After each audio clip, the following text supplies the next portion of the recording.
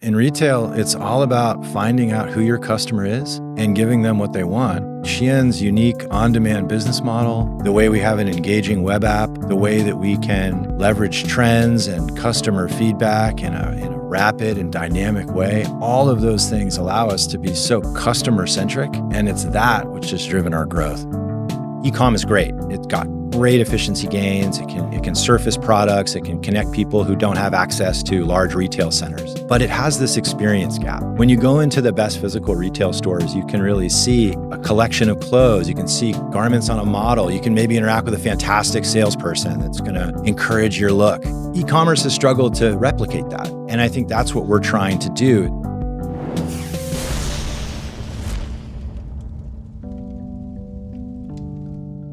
Welcome to the DTC Podcast. This is a great opportunity to have such a huge international brand on the DTC Podcast. You're probably the biggest brand we've had here.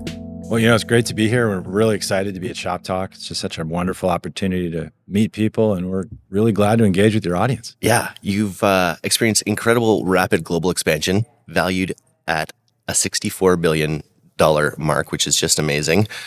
How do you account for Shein's incredible international growth? What are the main factors that you would point to? I think it comes down to retail basics. And in retail, it's all about finding out who your customer is and giving them what they want. And I think Shein's unique on-demand business model, the way we have an engaging web app, the way that we can leverage trends and customer feedback in a rapid and dynamic way, all of those things allow us to be so customer-centric. And it's that which has driven our growth. Talk to me about the on-demand business model. This is something I first kind of became aware of, I think, with Zara. I think Zara has a slightly similar thing where they do a lot of rapid testing locally. Talk to me about the on-demand model. So Shein has pioneered something that we call the on-demand model. And the idea is to micro-produce garments. So instead of making thousands or tens of thousands of copies of an item, we produce maybe 100, maybe 200 copies for the entire world. And we load these images of these items onto our mobile site or onto our web storefront, and we let customers engage with them. And if they like what they see and they start to purchase it, we can quickly pivot and make a second run or a third run even. And again, we're only making 400 to 800 copies in that second or third run. And the idea is to precisely align supply and demand, to really focus on what is the market, what are our customers interested in at the moment, and just make that too. And this has a lot of benefits. The first one is it really reduces excess inventory. We're not overproducing. We don't have large stocks of unsold goods. We're able to produce exactly what the market demands. And I think the second benefit is that means that our prices are a lot lower because we don't have to account for inventory risk. So instead of having costs of goods sold that add 15, 20, maybe 30% more to manage inventory risk, we don't have to charge our customers that. I think finally, it allows our customers to have wide choice so that if they're interested in various trends or they're part of a micro community, or maybe they're, a plus size shopper who hasn't been able to find clothes that fit very well, we're able to serve all those subgroups and do so profitably. So, the on-demand model we think is unique. It's something that we've innovated and we've brought it to market at scale. And that's really been a huge, huge driver of our growth. What does it look like? You mentioned the mobile app. What does it break down? What does it roughly look like the web app versus the mobile app in terms of purchases? So we don't get into specific numbers, but I can tell you that the mobile app is far and away a critical driver. That's not to say that our web properties aren't important, but the mobile app has really been a shining light for us as we've interacted, particularly with younger customers. And I think it has a number of benefits. One of the benefits is it allows for a much more immersive shopping experience. You can scroll through, you can see images, we can use things like photo search much easier on a mobile device. And I think that helps surface more of our product catalog. But again, the web storefronts, the websites are also very, very important to our business. We operate over 20 of them in 20 different languages around the world. So they're an important component of our business. Do people discover the mobile app after they've made a purchase quite often? Or is there a big push to get people on the mobile app for their first sort of Shein experience? So I think we always want to meet customers where they are. And I think in today's e-commerce environment, there are lots of options. Customers have lots of pathways to find products and services. And so we want to engage customers where they are. If they are interested in mobile shopping, we want to have that available to them and surface that in our ads. If they want to be on a web storefront, we want to be able to easily access that from a search engine or a search ad. And so those are the approach. I think that what we tend to see is that as we've become more well-known, particularly in app stores, we've are historically ranking in the last several years as either the top or one of the top 5 shopping apps available on both the Android store and the Apple store. And that has been a source itself of driving traffic and app downloads. I want to back up a little bit and talk about your role at Shein. You're head of strategic and corporate affairs for North America and Europe. What does that entail? So it entails a lot of things. I think principally, I look at trying to deliver measurable results for our customers. So I'm always looking for ways to help our customers realize their vision, to find new ways to express that, and to find operational efficiencies in the business that allow us to achieve our goal, which is to make fashion accessible for everyone. In practice, that involves a lot of travel, a lot of meetings, a lot of thinking and ideating and trying to experiment with ideas. And for me, the best part about working at Shein is that on-demand feature, that willingness to test, to take risks, to try lots of new things, and most of them succeed, some of them fail. That's also true in our business approach. And I think as a business leader, the ability to have some flexibility and freedom to experiment with things and try new ways of doing business and really revolutionizing e-commerce, that's gold for me. And I love doing that. And then just back to the on-demand model, is it a localized model where you're testing different things in different markets, and then when appropriate, you go global with them, you go broader? But is it really down to individual geographic locations as well for what products are working best? So it can be. The way I describe it is it's a little bit like a pool, and we have a product catalog that's very wide but very shallow. There's not a lot of individual items, and each of the channels, so this would be the American mobile app, the Canadian mobile app, the French mobile app, you name it, are drawing from that pool. And because there isn't a lot of inventory, something that could be trending in France, maybe it's not trending in Canada, we can still produce those items into both markets because of that wide pool. So it's a little bit of a different strategy. And because there isn't this inventory, and it's really, essentially a sell-through operation, we can be successful in markets as diverse as Saudi Arabia and the United States or Japan and Germany. And all these markets, we're still able to satisfy our customers. Let's talk about marketing a little bit. This is DTC Podcast. We talk a lot about direct-to-consumer marketing. You guys have really effectively utilized social media platforms, collaborations with micro-influencers, essentially, to engage with Gen Z customers. Can you talk a little bit about that strategy? Absolutely. So really early on in the business, this had been back in 2014, 2015. We were just trying to enter the North American market, the European market. And at that time, there wasn't a lot of opportunity, and there certainly wasn't a lot of cash to engage in an expensive marketing campaign. And so the idea was, hey, let's work with these newer, sort of newish micro influencers on these newish at the time platforms like Instagram and the emergence of TikTok and other microblogging sites, Snap. And so it was much more of a, hey, we don't really have the cash to launch this massive traditional marketing campaign. Let's try this. And it's been really, really successful because I think that particularly with Gen Z, younger millennials, the idea of having someone that you relate to, having someone who is in your community, who speaks to you at much more of a smaller level, can be a fantastic connection and lead you to, discover new brands, discover new ways of shopping, and discover and take risks on new products. And I think that's been something that we've done quite well. I'd love to say that it was some master plan that was hatched in a marketing heaven, but it was just more something born out of necessity and opportunity. This was emerging at the same time we were, and it was really, really cost effective. One of the things we talk about all the time is authenticity in marketing. And I think user-generated content, when done right, plays into that really well. I think I've seen a lot of like Shein hauls of people kind of going out and just sort of talking about what they've received, what they got from Shein. I'm sure that's been a big part.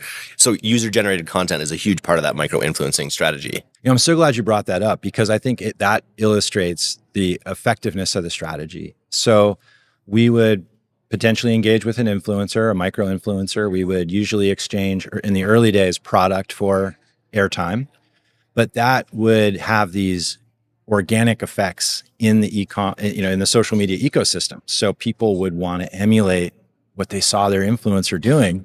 And that's the kind of thing that led to this Shein haul phenomenon. And I think some have said, oh, you're paying for all those Shein hauls, but really a lot of that content is organic, and it reflects this sort of feedback loop that you have from influencer content to user-generated content to community content that eventually breaks through into the mainstream. I mean, I think I can't tell you the number of mainstream press articles I've read that talk about these Shein hauls. And so it's a fascinating examination of how information's moving through these social media systems. We talk a lot with smaller brands quite often, and everyone's talking about omni-channel at this point. We're talking, we're the DTC podcast, so we started, focusing on brands that were running ads and scaling their Shopify stores essentially. But you reach a point where everyone's trying to get omni-channel, everyone's trying to get massive scale. Shein has done that extremely well. What are the ways that Shein thinks about the top of the funnel when it comes to awareness? I guess you guys have reached just such mass awareness with your retail, with this micro-influencer strategy. Are there anything like, when's the Super Bowl commercial happening, or are you guys doing TV at a large scale or thinking about that? So we have done some linear advertising testing in the North American market, and we've been partnering with a linear advertising partner in that. It's been very targeted and specific to cities. And I think it reflects sort of the maturation of our business. We started with this social first component, and now it's like, okay, we're moving sort of backwards a little bit. I think though that what we've observed is, and studies have kind of backed this up, is most Americans today, over 60%, are getting their information from social media platforms. And so I think that the power of alternative platforms is going to become much more specific and much more targeted, but social media is going to remain a major, major component of any top of the funnel strategy as it continues to become one of the main sources for Americans to get their information.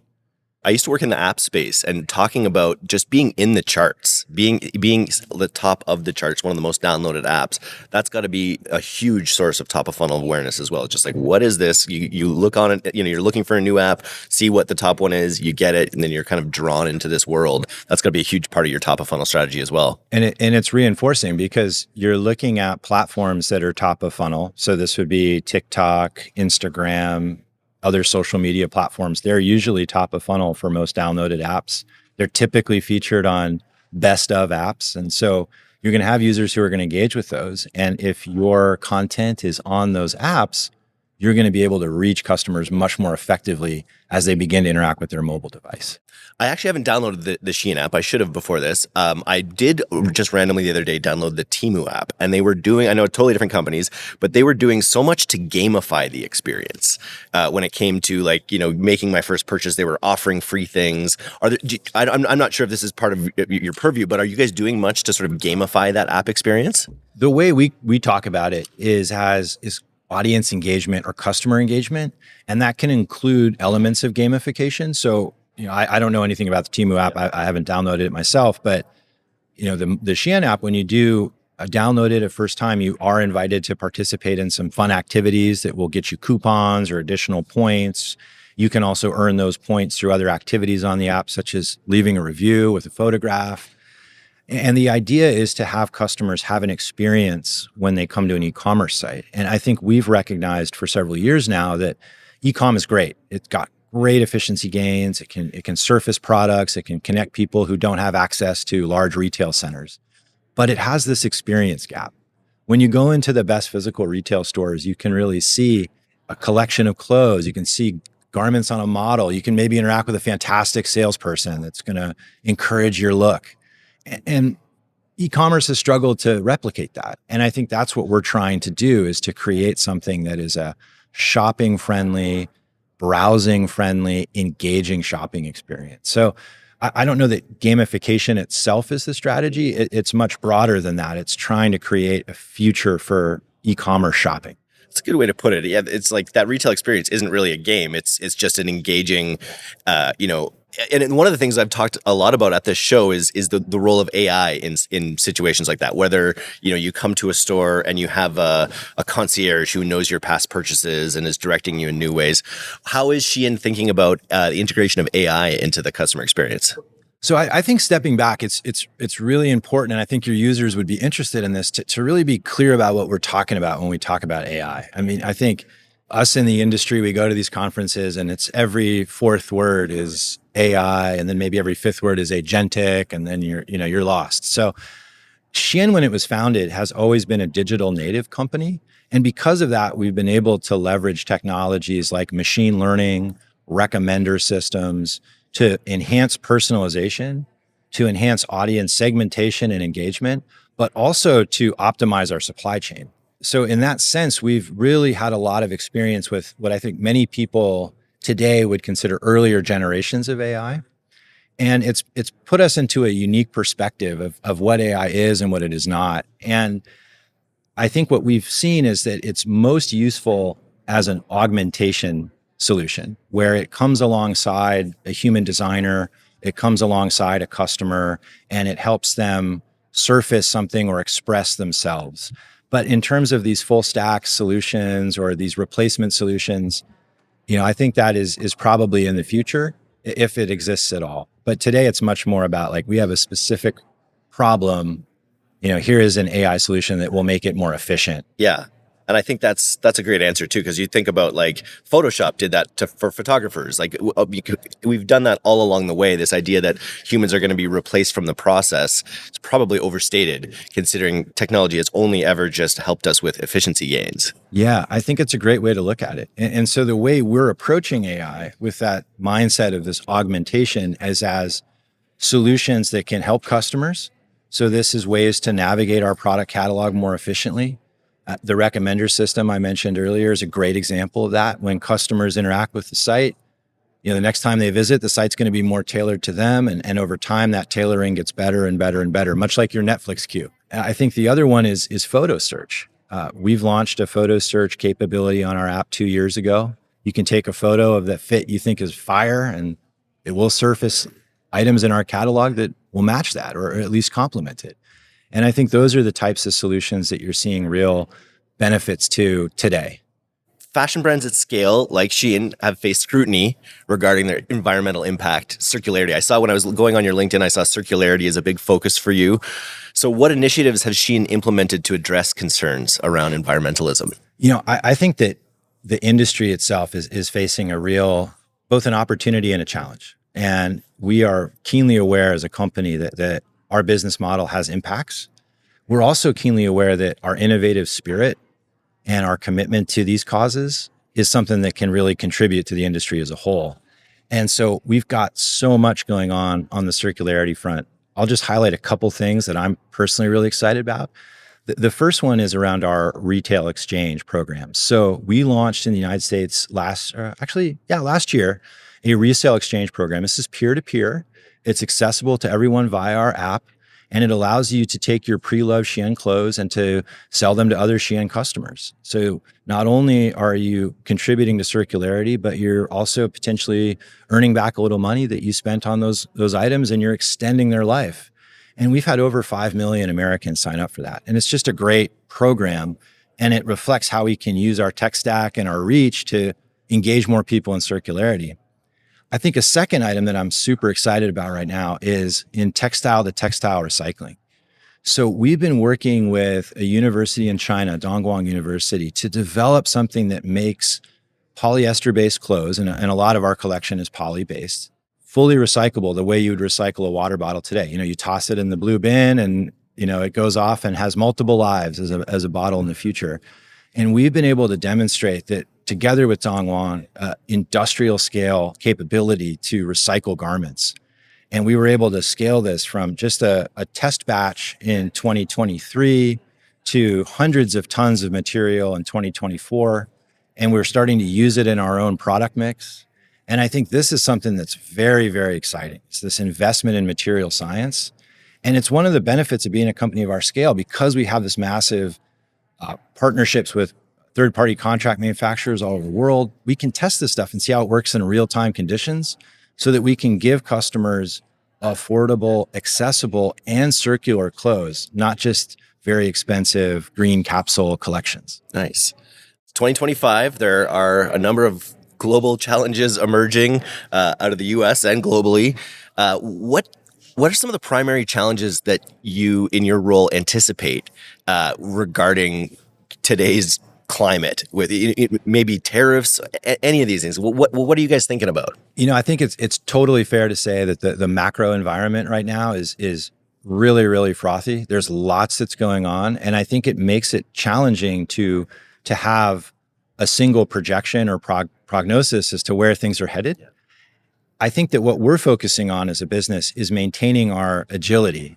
And we've built a model, I think, principally around the COVID period, where we have a lot of flexibility. We have contract manufacturers, in Brazil and Turkey and China. And that flexibility, I think, is something that will serve us well as we enter a period of uncertainty, because we'll be able to adapt to meet the moment. So, to put a shorter answer to your question, our goal is to keep our options open and to maintain flexibility so that whatever arises, we're ready to meet the moment and continue to serve our customers. And one of the things we've talked about on this podcast before is sort of the lipstick theory of recession in a way too. So that even in times of recession, people are still looking for things that can be considered pick-me-ups, or things that can, enhance their wardrobe or something in a small, affordable way. And I feel like Shein's probably, positioned well to do well in that environment as well. I think that's true. I mean, we haven't seen any really significant movement in our data. We did a survey with Harris Poll in February, so it's a little bit dated, but still pretty recent. And we saw that 67% of American consumers, and this is not just Shein customers, this was American consumers writ large, are worried about the cost of living. They're worried about inflation. There's economic concern. And I think that's why we've always focused on being an affordable option that offers a range of products, a range of looks, so that people can do as you suggested and self-express and find little moments of joy in a difficult time. I want to talk a bit more about your role and any personal insights or leadership insights you might have. In your role overseeing strategy and corporate affairs, what leadership principles guide your decision-making processes? So I think that leadership starts with humility. And I don't come from a corporate strategy background, so I'm learning as I go. And I'm just really, really fortunate to have such a talented team. And I think that it takes a degree of humility for leaders to step back and let their team be in the driver's seat, to admit that they don't know what's going on. I also think that leads to a second principle, which is you have to be curious. You've got to push back on assumptions, ask the stupid questions, and be on your team about, okay, well, we've always done it this way, but why? Or is there another way to think about these problems? And I think particularly in strategic roles, management roles, executive leadership roles, that openness to asking good questions, pushing buttons is really key to surfacing new ways of doing business. Can you talk a little bit about what your team looks like? Yeah, so our team is global. It encompasses folks that are in our Singapore office. We've got folks in our Los Angeles and San Francisco offices. Got teams in London, Paris, Berlin, Dublin, Ireland. And the goal of the team is really to make sure that we are meeting our objective of being a customer-first business and making sure that everything that we do is optimized towards that result. So you're taking input from all these decentralized spaces and sort of centralizing the strategy based on their inputs. Yeah, that's exactly right. We want to surface to my colleagues on the leadership team, what are the options? What are the challenges? And we want to do that in a candid and global way. And decisions get made, and that's business. But I think that we do that very, very well. We have a tremendously collaborative team. We've got 16,000 employees around the world, including 2,000 in North America, that are just fully committed to this vision of making fashion accessible for everyone. Can you point to a pivotal moment or decision in your tenure? You've been here almost 4 years, or I think based on your LinkedIn. Can you point to a specific decision that has significantly influenced the direction of the company? So I think one thing that I'm particularly proud of is our decision to create the Shein Foundation. And that was a team effort. I certainly was involved in that, but many others were. And the Shein Foundation, I think, is a great expression of our theory of the case, which is it's important to be giving back to the communities that you are in and to find ways to promote things like circularity, to promote social responsibility, to promote female empowerment and empowering communities. And that's something that I think is just really, really, I'm really, really proud of that. And I'm really proud of the work it's done to date. And I'm excited about what it's going to be able to do in the future. So with your time at ShopTalk, what are you trying to accomplish this year at ShopTalk, would you say? My secret goal is to get a DTC cap. Nice. So Okay, if you know anybody who can hook me up, I can. I want to meet them. Yeah. I always go into ShopTalk with one sort of byword in mind, and that's serendipity. So cruising around this place, you never know who you're going to meet. Yeah. You never know what partnerships are going to arise. You never know how you're going to get some input that's going to totally change your perspective. And so I always try to prioritize spending time on the floor. I try to take as many meetings as I can. And I encourage, our teams that are here, particularly our marketplace team, they're out meeting brands, meeting potential partners, and we just get together and talk about these opportunities. And it's fantastic. Yeah, I always say kismet, which that's a great word for it. Yeah, the sort of karmic version of that. But yeah, I think it's the amount of times that I've had chance encounters at the bar, or urinal, or something like that have changed the direction of my career, my company. It's amazing for those outsized opportunities. Yeah, and I think that's if I can give one piece of advice to your listeners that come to ShopTalk or thinking of coming to ShopTalk, go in with that kismet mindset or serendipity mindset. Yeah. You will not be disappointed. Well, look at this. Now we're going to have a walking billboard for D2C going forward when I send you a D2C cap, and right there, it's been worth it. I am happy to carry that banner for you. All right. Well, great to meet you, man. This was a lot of fun. Likewise. Thanks for having us on the show, Eric. And, if there's anything that you want to chat about in the future, I wish you all the best, and you know where to find us.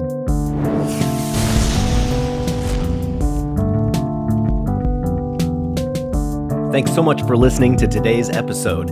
If you're not a subscriber to our newsletter, you can do that right now at directtoconsumer.co. I'm Eric Dick, and this has been the D2C Podcast. We'll see you next time.